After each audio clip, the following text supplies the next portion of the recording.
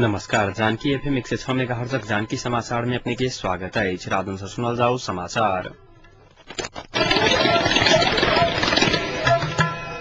एक का मुख्य समाचार।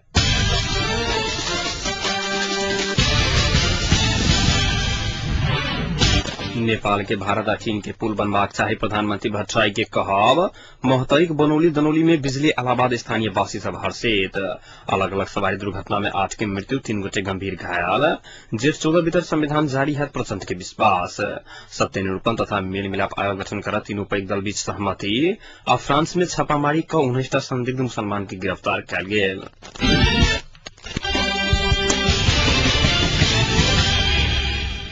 प्रधानमंत्री डाक्टर बाबूराम भट्टराई नेपाल के भारत आ चीन के पुल बनवाक चाही मान्यता रहल बतौने छलाइत। राजधानी में एक कार्यक्रम के संबोधित कर प्रधानमंत्री भट्टराई कहलनि जे नेपाल के दुनू पड़ोसी राष्ट्र के देवा लेल आ देवाल नहि देवा लेल पुल बनवाक बादे नेपालक आर्थिक रूप में समृद्धि संभव छैक बतौने छलाइत। शांति आ संविधान के बादे देश तीव्र गति में विकास तरफ केन्द्रित हेतै हुनक तर्क छलाइन। जेठ 14 धरि नया संविधान बनबे करत दावा करैत आशंका नहि करबा लेल प्रधानमंत्री आग्रह कयने छलाइत। नया संविधान कोनो एक पक्षक इच्छा अनुसार नहीं हेतै उल्लेख करैत सब पक्ष के सहमति में आवा पर वो जोर देने छलखिन। नहीं तो संविधानता आ संसदवादी के इच्छा अनुसार आ नहीं तो कम्युनिस्ट क्रांतिकारी के इच्छा अनुसार संविधान बनते संविधान सभा समिति में आवक जरूरी है हुनक कहब छलाइन। कार्यक्रम में उपस्थित सभामुख सुभाष चंद्र नेमुआंग संविधान जारी कर के समय सीमा नजदीक आबि गेला कारणे दल सबके गंभीर होबा लेल आग्रह कयने छलथिन। दल सबके सचेत करबा लेल पत्रकार सबके तरफ से खबरदारी जरूर छै हुनक कहब छलाइन। माओवादी के अध्यक्ष प्रचंड संहिता बिना के संविधान जारी नहीं हेतै स्पष्ट कयने छलखिन। एहि मुद्दा में माओवादी पाछू नहीं हटतैक प्रचंड बतौने छलाइत। एमाले के वरिष्ठ नेता माधव कुमार नेपाल नेता सब जागरूकता आ तत्परता देखौलनि त जेठ 14 में संविधान जारी हेतैक दावा कयने छलखिन।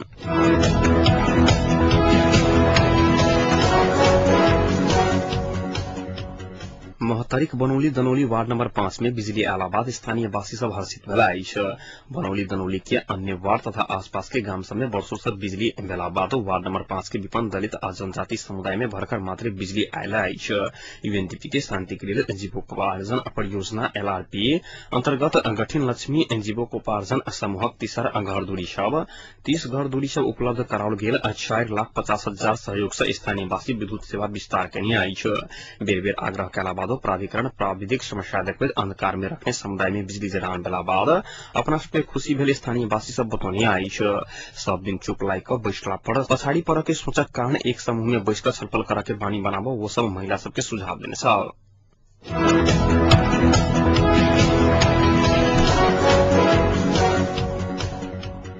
सेना समाजन विशेष समिति क्षेत्र मसान्त भीतर समाजन चयन करने माओवादी लड़ाकू नेपाली सेना के जिम्मा लगावा के निर्णय कलक अछि। समिति आई सम्पन्न बैशाड़ आगामी 13 दिन भीतर समाजन चयन करने माओवादी लड़ाकू कंटेनर हथियार सेना के जिम्मा लगावा के निर्णय करने अछि। ऐसा पहिने 9,700 लड़ाकू के फेर से 21 बेरक अवकाश चयन करा के अवसर देवाक बैशाड़ में निर्णय कयल गेल अछि। दल सब बीच 6,500 लड़ाकू के समाजन करा के सहमति भेलाक बादो वर्गीकरण प्रक्रिया में 9,700 माओवादी लड़ाकू समाजन में जवाब इच्छा व्यक्त करने चाहिए।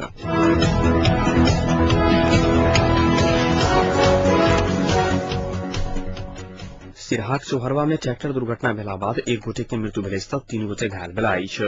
2875 नंबर के ट्रैक्टर दुर्घटना भेला बाद ट्रैक्टर पर सवार चंद्रलालपुर चोहरवा 7 के गणेश सबदाई के मृत्यु भेला अछि। एहि बीच सल्यान के खौरीबांग मंदिर के दर्शन करत जा रहल जीव दुर्घटना भेला बाद 7 गोटे के मृत्यु भेला अछि।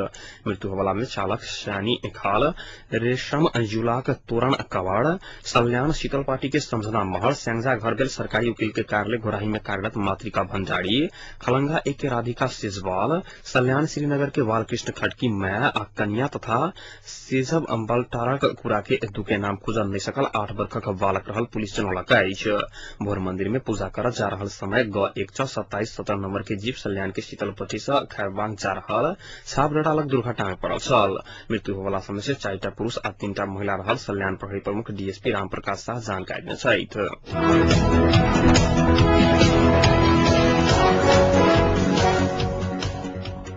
नवलपरासी के एकटा महिला नेत्री अपन किडनी दान करके घोषणा केने किछु दिनक बाद दुनू आंख समेत दान करके घोषणा कैली अछि। मधेसी जानकार फोरम नेपालक महिला केन्द्रीय सदस्य विजयालक्ष्मी शर्मा, नेपाल नेत्र ज्योति संघ, लुम्बिनी नेत्र विज्ञान अध्ययन संस्था, अलायंस सेवा आंख बैंक सिद्धार्थनगर भैरवा में अपन मृत्यु के बाद दुनू आंख दान करके घोषणा केने अछि। संगे वो अपन मृत्यु पश्चात जल्दी अस्पताल धरि पहुंचा देव परिवार जन संग आग्रह समेत केने अछि। नवलपरासी के सदरमुकाम परासी रहनिहार शर्मा ऐसा पहिने चैत्र 9 गते अपन 50वां जन्मदिन के अवसर पर किडनी दान करके घोषणा कैने छली।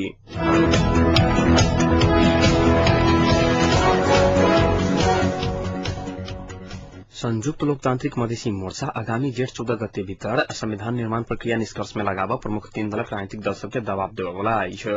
सिंगरबार में आई एखन जारी बैसार सँ शांति प्रक्रिया संविधान निर्माण प्रक्रिया समय में निष्कर्ष में लगाव पड़त बतबैत प्रमुख दल सबके दबाव देव के निर्णय केने अछि। फोरम लोकतांत्रिक के प्रमुख सचेतक रामजन्म चौधरी के अनुसार शांति संविधान में प्रमुख दल सब मोर्चा के पाखा लगाकर सहमति करऽ लागल बारे में समेत विमर्श में बातचीत भेला अछि।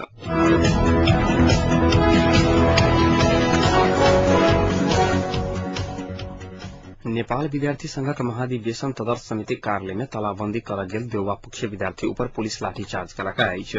शंकरदेव कैंपस स्थित कार्यालय में तालाबंदी करऽ पहुंचल देउवा पक्षीय विद्यार्थी के गेटे पर रोकला बाद पुलिस संग झड़प भेल छल। पुलिसक लाठीचार्ज सँ 8 सँ अधिक विद्यार्थी घायल भेल बुझबा में आयल अछि। पूर्व घोषित कार्यक्रम अनुसार तालाबंदी करऽ जा रहलाक बादो नियोजित रूप सँ विद्यार्थी ऊपर लाठीचार्ज कयल गेल विद्यार्थी नेता सब बतौने अछि। कांग्रेस सभापति सुशील कोइराला तदर्थ समिति में एकलौटी ढंग सँ सदस्य सब नियुक्त केने कहे देउवा निकट के सदस्य सब हाल ही में सामूहिक राजीनामा देने छल।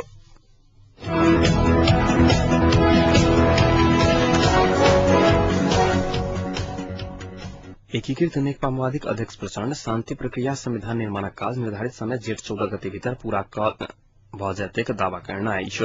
लाजिम पार्टी स्थित अपन निवास में ऑस्ट्रेलिया का राजदूत ससन गृह संघक भेंटवार्ता में के क्रम में प्रचंड एहन बात बतौने अछि। गृह संघक भेंट में शांति प्रक्रिया दल सबक सहमति में आगू बढ़ रहल आ माओवादी लड़ाकू सबक समाधान काज जल्दी समाप्त भ जेतैक प्रचंड बतौने छलखिन। दल सब बीच शासकीय स्वरूप राज्य पुनर्संरचना न्याय प्रणाली सहित जटिल विषय में किछु विवाद छै मुदा जल्दी एकटा ठोस सहमति हेतैक राजदूत गृह के ओ विश्वास दियौने छलखिन। भेंटक क्रम में राजदूत गृह ऑस्ट्रेलिया नेपालक शांति प्रक्रिया देशक विकास में करैत आयल सहयोग के निरंतरता देत बतौने छलखिन।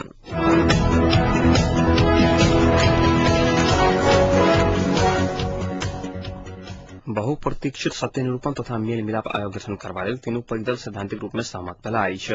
आई संपन्न 3 दलक बैसार आयोगक विधेयक अंतिम रूप देबा लेल कार्यदल सेहो गठन करक अछि।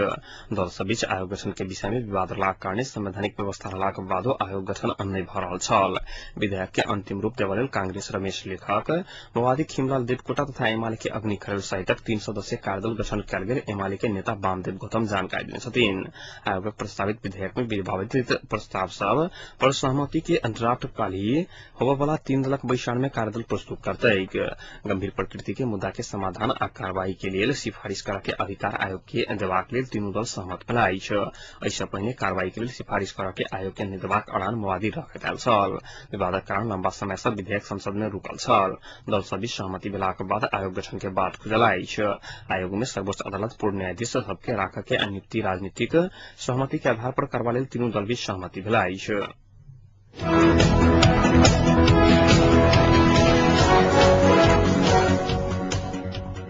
माओवादी लड़ाकू के नेपाली सेना में समायोजन करबा लेल मापदण्ड तथा कार्य योजना के अंतिम रूप देबा लेल माओवादी लड़ाकू रेखदेख समायोजन तथा पुनर्स्थापन विशेष समिति के बैसार सम्पन्न भेल अछि। राजधानी के नया बानेश्वर स्थित सचिवालय कार्यालय में सम्पन्न बैसार में कार्य योजना के अंतिम रूप देबा के विषय में विमर्श भेल सचिवालय सदस्य गोपाल सिंह बोहरा जानकारी देने छथि।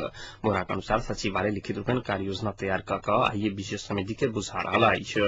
समायोजन चयन कयने लड़ाकू हथियार के चैत मसानदेर सेना के जीवा लगाबा के निर्णय सहित सचिवालय कार्य योजना के अंतिम रूप देवल जा रहल बुझबा में आयल अछि।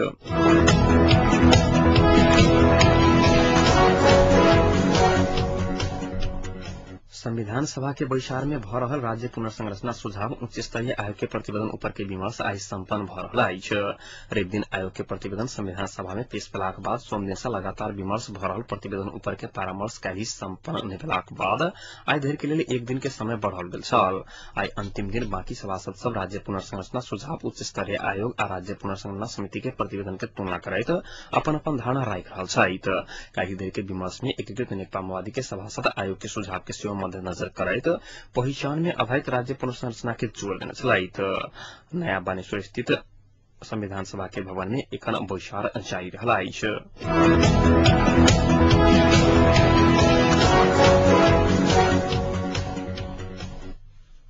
फ्रांस के राष्ट्रपति सार्कोजी कहलनि जे पुलिस छापामारी क 19टा संदिग्ध मुसलमान की गिरफ्तार कयलक अछि आ किछु हथियार सेहो बरामद कयल गेल छैक।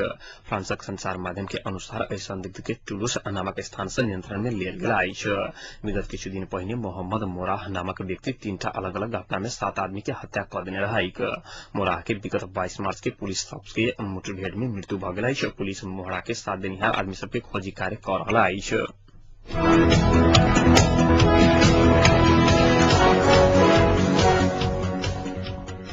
घूस के प्रस्ताव आ चिट्ठी सार्वजनिक भेलाक बाद उत्पन्न विवादक बाद भारतक सेना प्रमुख वीके सिंह आई पहिल बेर मीडिया के सामने आयल छथि। पत्रकार सबसे बातचीत करैत सिंह कहलनि जे सेना हरेक चुनौती के सामना करबा लेल तैयार छैक। सेनाक लेल 70% उपकरण विदेश से आयात करब गंभीर प्रश्न छैक हुनक कहब छलनि। सैन्य सामान के लेल विदेशी कंपनी पर भारतक निर्भरता कम हेबाक चाही सिंह बतौने छलखिन। रक्षा मंत्री के निवेश वृद्धि करबा पर जोर दैत रक्षा रिसर्च और काज करय के आवश्यकता छै सिंह बतौने छलखिन।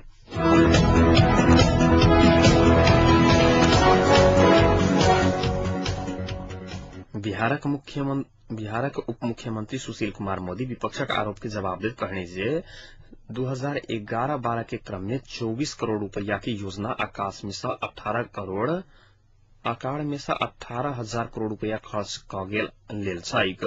बिहार विनियोजन संख्या 2 विधेयक पर चर्चा के बाद जवाब में मोदी कहने जे योजना आकार में कम खर्च करय के आरोप गलत छैक। राज्य में धन के अधिकतम उपयोग भ रहल हुनक कहब छलनि।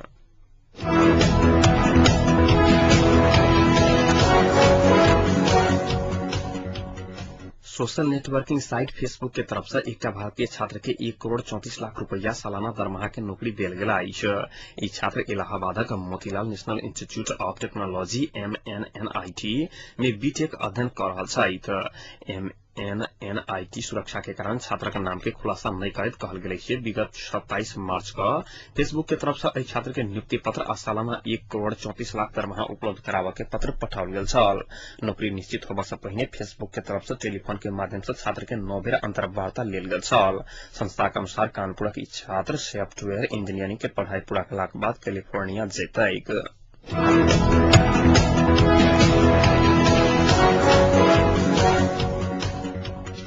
अब तापक्रम में खंजनपुरक तापक्रम 30 डिग्री सेल्सियस रहला अछि।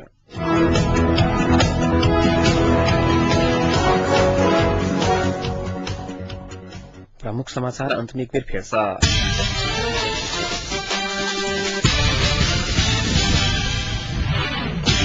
नेपाल के भारत आ चीन के पुल बनबाक चाही प्रधानमंत्री भट्टराई के कहब। महतरीक बनौली दनौली में बिजली अयलाक बाद स्थानीय वासी सब हर्षित। अलग अलग हवाई दुर्घटना में 8 की मृत्यु 3 गोटे गंभीर घायल। जेठ 14 भीतर संविधान जारी है प्रचंड के विश्वास। सत्य निरूपण तथा मेल मिलाप आयोग गठन कर तीनों पैघ दल बीच सहमति। अब फ्रांस में छापामारी क 19टा संदिग्ध मुसलमान की गिरफ्तार कयल गेल।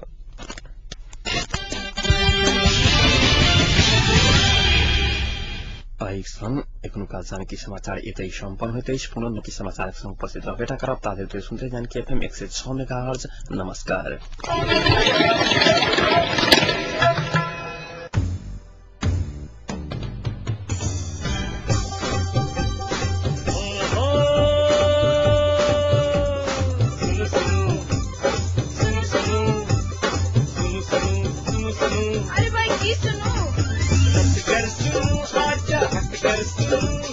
पल पल के खबर घर फैसल